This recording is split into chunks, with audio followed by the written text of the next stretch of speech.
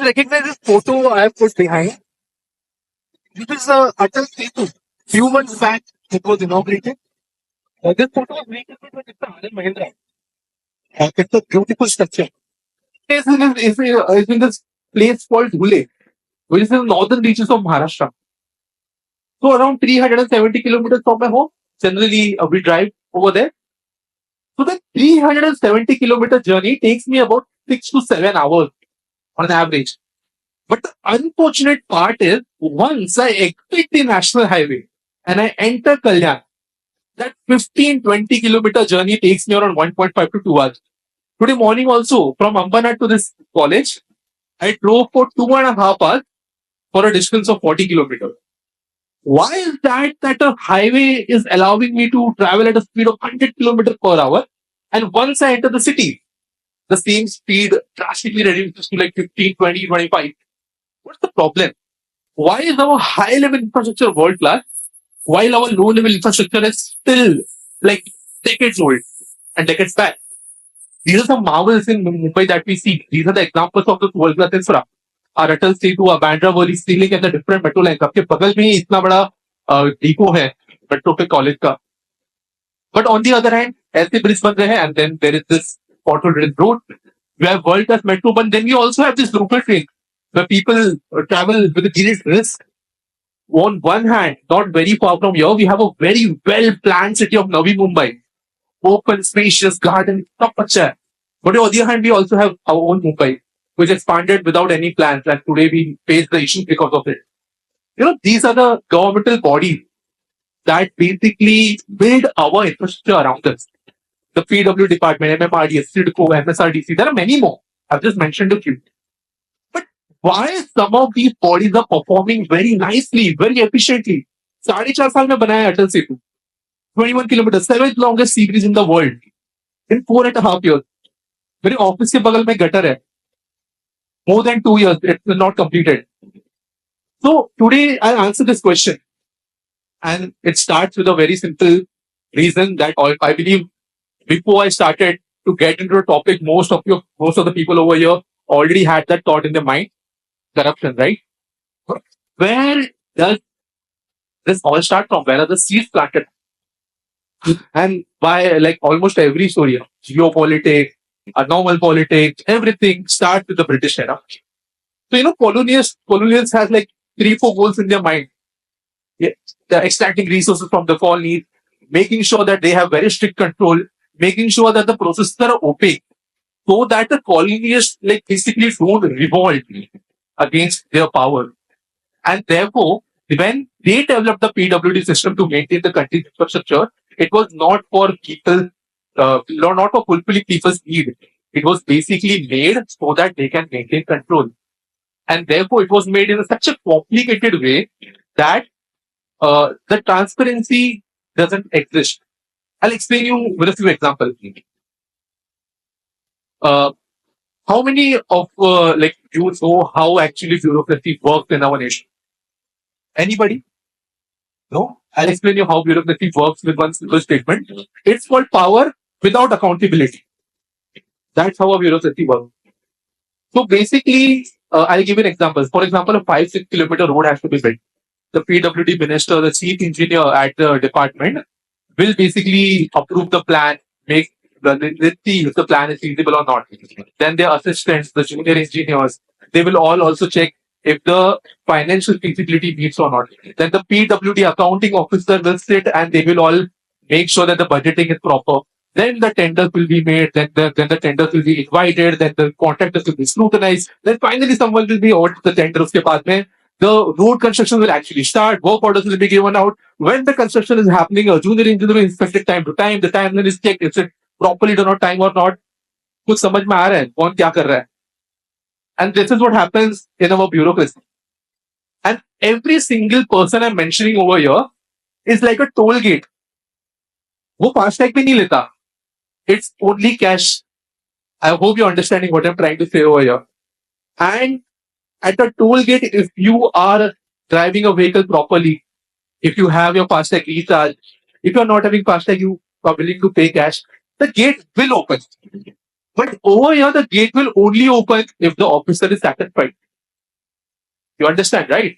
So over here, if this system is responsible for making our small roads and small drainage lines and other things, obviously the things are not going to function properly. But then again, the same question that I put forward in the first slide, then how do other bodies perform? This is Delhi Metro Rail Corporation. You would call it India's most successful SPV or a special purpose vehicle. This was Delhi Metro's map in the year 2001. For split in Chututa, like 8.3 kilometers. This is today in the span of like 2.5 decades. And this doesn't include RRTS and Gurgaon Metro. And including future plans, it's around 490 kilometers. Today we are amongst the top 5. Soon we will be among the top 3 longest networks in the world. This is also a government body. How did it perform? So let me explain you how special purpose vehicles perform. Basically, when government wants to do something in which they don't want this all bureaucracy to resist the actual work, they will form this company, a corporation as they call it, and then they will give it rights to run like a private organization. There will be a CEO. The people of the company can hire people, and mainly they have accountability and they can fire people, which cannot happen in a bureaucracy very easily. And when these rights are given, they can design the plan as they need. They can put out tenders. They can make sure that the contractors who get the tenders are not the family and friends of the people working in the company, but actually people who can build these structures. And this is how the efficiency comes. TEDxACE is not the first or the only example. In fact, the SPV trend kind of started in Maharashtra itself. How many of you have driven on the Mumbai-Pune Expressway? Or at least gone on the Mumbai-Pune Expressway? It's a beautiful road, right? तकरीबन 24 साल पुराना है, but still world class. Believe me, it started its construction in 1997, and in 2001, half of the road was already open to public in 3 years. And by 2004, the entire stretch of the road was open. Imagine BMC or PWD making it. Wouldn't have happened, right? 4 साल में expressway बना दिए. This is Samruddhi Mahamad, 4.5 years, built by MSRDC. The SPV behind it was MSRDC. Similarly, Sitco, Navi Mumbai. Some of you might be staying in Navi Mumbai. You might know, very well planned. Flooding kabhi hoti nahi hai. Good public transport, good layout, gardens, schools, everything is planned. Made by an Indian company only, no private stake in it. Again, the same thing. Independence, accountability, and basically transparency.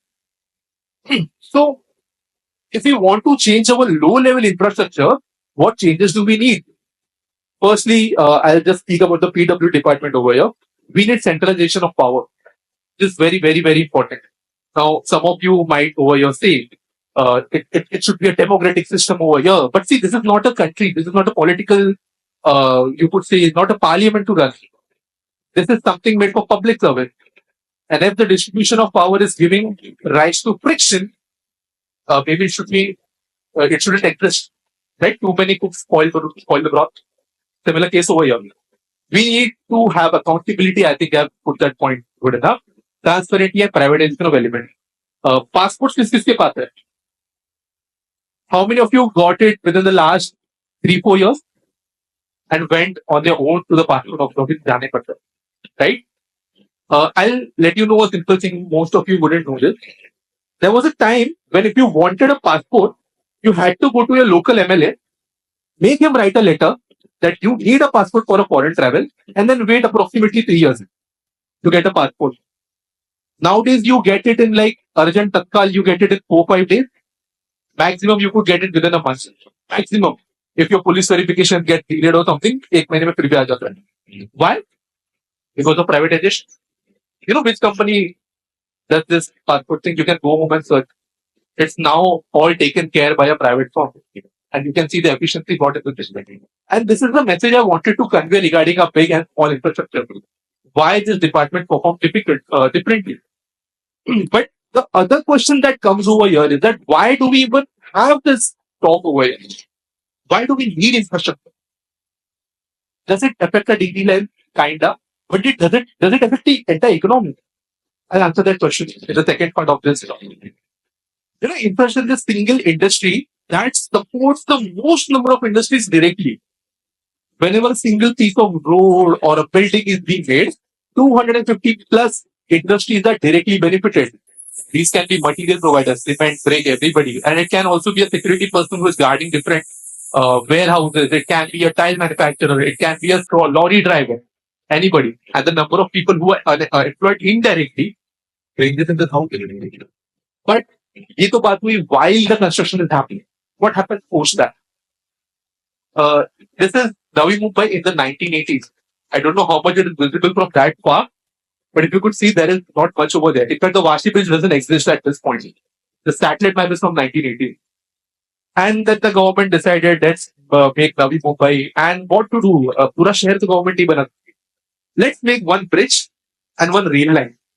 These two things will act as a catalyst. So basically, government in the early 1990s built a bridge, and in the late 80s they made a railway line. And then they made one APMP, farmers market, where they can sell their produce. Until that point, there was nothing in Vashi. Suddenly, the farmers had to go to Vashi to sell their produce. Exporters had to set up their shops over here so they can export their fruits. There had to be cold storages. There were people involved in financing these deals. And overall, Vashi became a hub for this market and people started living over there. When people start living, now they need schools, they need hospitals, they need shops. Then the residential part developed, the lifestyle developed. Similar things, small little things were done by the government. Gradually, let's make it a little bit of an industry estate over there. Rest the private sector will do. In Airoli, little bit of IT and office space we can do. Everything else will happen. Did the government made the entire city of Navi Mumbai? Did they made every single building? No. It started from a bridge and a rail line. And this is how infrastructure basically widens into the larger economy. A simple highway can make a village or keep it as it is. So this is the long impact of infrastructure. But we all living in cities always have this urban mindset in our mind. Urban effect hota hoga, not much rural effect of infrastructure. And I would like to share a story over here. Imagine a guy living in Gujarat. He's a farmer, doesn't own much land, and also doesn't have a borewell. So to have his farm produce, he has to depend on the rains, like most of the farmers in the country do. किसी साल अच्छा crop आता है, sometimes it doesn't. And therefore, he has to pay the borewell owners adjacent to his farm for water. Then what happens is Pandit Nehru comes there in year 1951 and lays foundation stone for a project. That project is expected to solve the water crisis. But as it goes in the country of India, there are a lot of protests, there are a lot of delays. The project is not actually progressing. And then 56 years after that, the project actually opened. It took 56 years to build the Sardar Sarovar project. That project gave life to the inner parts of Gujarat. It helped people to farm twice a year. And this is the canal network it created. You know, this guy I was talking about, he's not an imaginary guy. This is an actual comment from my video. The English might be terrible. The grammar would be even worse. But try to understand what point he's trying to convey. It's a very impactful thing. Simple things like infrastructure might not mean us a lot when we see it directly. But when it comes to its indirect effect, it impacts each and every life, made in rural, made with rich, made with poor, made with urban. And for us to understand what impact infrastructure brings is something missed in our society even now. We at Powertrain, we try to do this. Not just me, but the entire infrastructure community tries to do this. We want to convey the message on the importance of infrastructure. The infrastructure community tries to basically do the messaging, make people aware. And today, you guys, you are very young, sitting in the college. You should know this impact because tomorrow your decision making also basically happens because of this. Thank you so much. I'm Akash Bhavsar. I run the channel Powertrain.